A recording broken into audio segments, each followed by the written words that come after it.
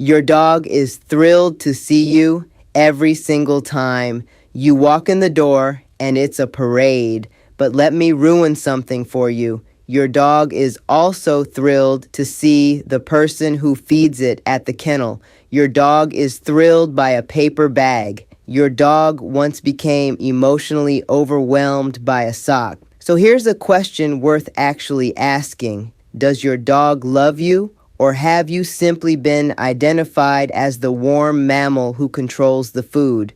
Because you have to admit, the timing of their affection is suspicious. I went looking for a real answer to this. There is one. There are brain scans. Welcome to dog science. Here's the case against your dog loving you. And this is a real scientific position, not a straw man. It starts out winning. Dogs probably weren't nobly adopted by ancient humans. The leading theory is much less flattering. Dogs domesticated themselves. Wolves that were slightly less afraid of people started hanging around human settlements, and human settlements had garbage. Bones, scraps, waste. The bold wolves got calories. The calories got them puppies. Repeat for thousands of years. Under that theory, the entire origin story of your dog is followed humans around for food and never stopped. And the modern evidence isn't great either. Your dog can hear a can opener from 3 rooms away through a closed door. Your dog knows the specific sound of the treat drawer versus every other drawer in the house. Which brings me to Thor.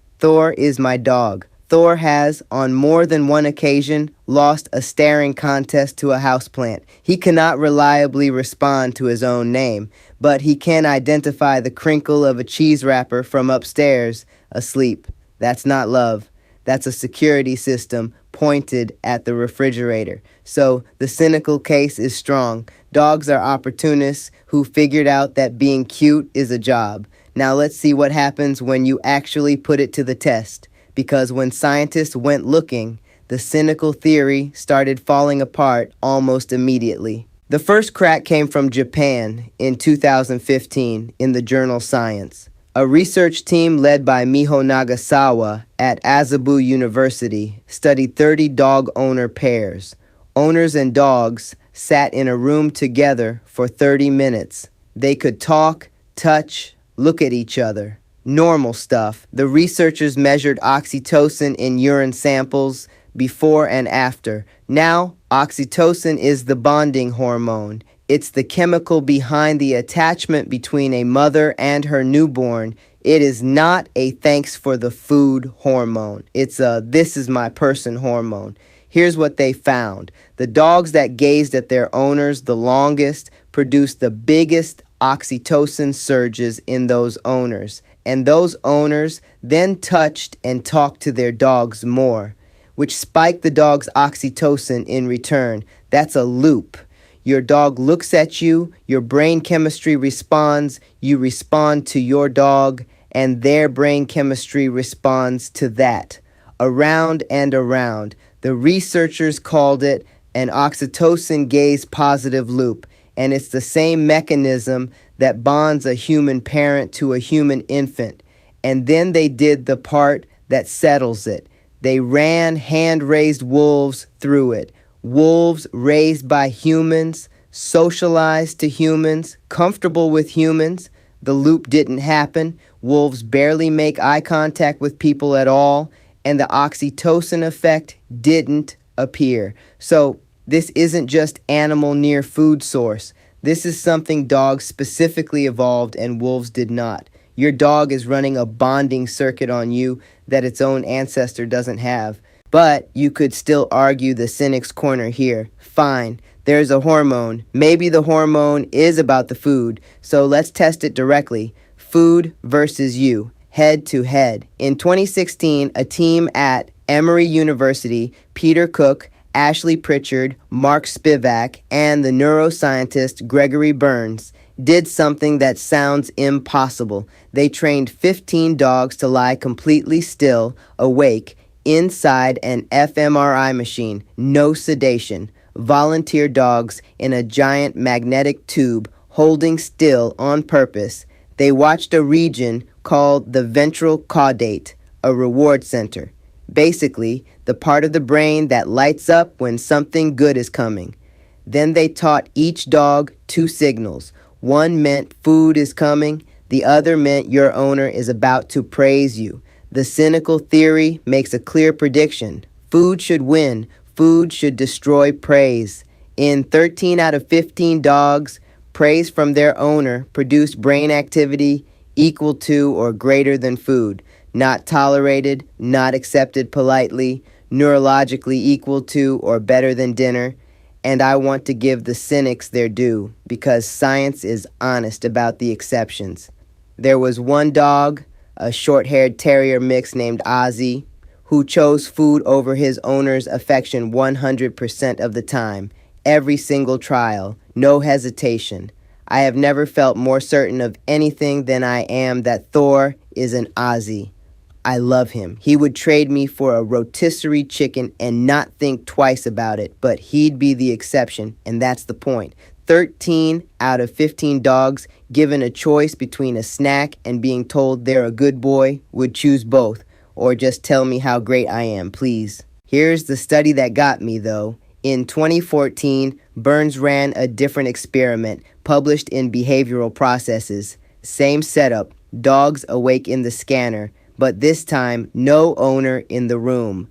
Just 5 smells on gauze pads, the dog's own scent, an unfamiliar dog, a dog from its own household, an unfamiliar human, and a familiar human. And here's the detail that matters. The familiar human wasn't the person handling the dog during the scan. That person wasn't there. It was just their smell. The reward center lit up strongest for the familiar human, above the unfamiliar human, above the strange dog, above their own housemate dog. Read that again. Your scent on a piece of cloth with you nowhere in the building produced more positive anticipation in your dog's brain than another dog it lives with. You are not a food dispenser to your dog. You are a pleasant thought. You are something they enjoy thinking about when you aren't there, and this isn't new. Back in 1998, a Hungarian team led by Josef Topal ran dogs through the strange situation. The standard test for whether a toddler is securely attached to a parent. Dogs passed it the way children do, treating their owner as what psychologists call a secure base, the safe center of the world you keep checking back in with. So why dogs? Why not wolves or cats or literally anything else? Brian Hare, who runs the Duke Canine Cognition Center, has spent his career on this. It started when he was an undergrad and noticed his Labrador, Oreo, could follow a pointed finger, something chimpanzees, our closest relatives, are famously bad at. His research supports a specific conclusion. Dogs didn't inherit the ability to read humans from wolves, and they don't just learn it from living with us. It came from domestication itself. Selecting for friendliness produced social intelligence as a side effect. Russian foxes bred purely for being less afraid of people got better at reading human gestures without anyone selecting for that at all. Friendliness, it turns out, is a backdoor into intelligence. Thor's proof the backdoor doesn't always open, and in 2017 in Science Advances, a team led by Bridget von Holt at Princeton found some of it written in the genome. Structural variants in 2 genes, both sitting in the region associated with Williams-Beuren syndrome in humans, a condition marked by extreme, indiscriminate friendliness. Dogs carry variants in that neighborhood. Wolves largely don't.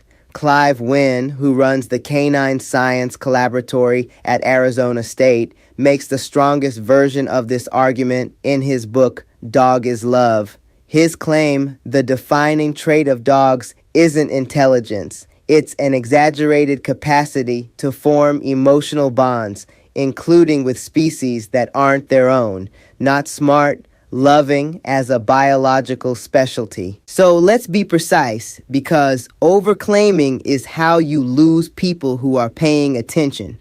Does your dog love you the way a person loves a person, with plans and memories of your anniversary and a narrative about your relationship? No, there's no good evidence for that, and anyone selling it is selling something. And is your dog also extremely interested in your thumbs and your can opener? Absolutely. Obviously. That was never in question. Thor's devotion has a measurable spike at 5 p.m., but both things being true doesn't cancel the first one out. Your kids love you and also want dinner. What the evidence actually shows is this. Your dog runs a bonding hormone loop with you that wolves can't. Its reward center responds to your praise as strongly as to food. Its brain lights up for your smell when you're not even home. It treats you as a secure base the way a child treats a parent. And it carries genetic changes that made all of that possible. That's not a con, that's an attachment measured 6 different ways by labs on 3 continents using tools the dog can't game. Your dog loves you. Your dog also loves the can opener. Your dog sees no contradiction here because your dog is a fundamentally uncomplicated creature who happens to be running one of the most remarkable emotional adaptations in the animal kingdom. You didn't buy that. You can't. It came standard from about 15,000 years of dogs slowly becoming the only animal on Earth that evolved specifically to love us back. If that landed, send this to someone who talks about their dog too much. They will not be embarrassed. They will feel vindicated. And subscribe, because next time we're getting practical, your dog needs these 7 things. You're probably doing 3. 7 research-backed things that measurably improve your dog's mental and physical health. And I'll be honest with you now, I went into that research thinking I was doing 5 of them. I was doing 2.